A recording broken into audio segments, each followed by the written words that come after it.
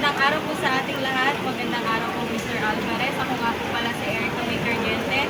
At nandito po tayo ngayon dahil may interviewin tayo patungkol sa chismisan. So, tatanungin muna natin siya. Sir, ano nga po pala yung pangalan at yung course of interview? So ako po pala si Edmark Jason Rosera. Ang ginawa ko pong kurso is BSBA.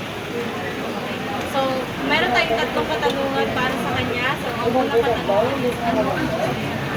So ang chismisan ay ang pagpapapalaksa ng informasyon sa ibang tao pero walang kasiguraduhan kung ito ba ay totoo o gumagawa lamang.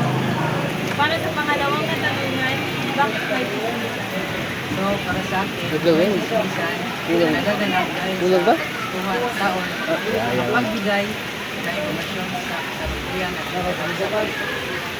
So, pangatlo, paano naging komunikasyon ang pagkikipag-chismis?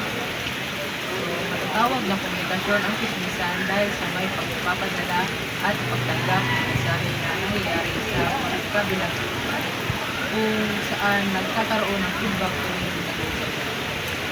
Maraming salamat po sir dahil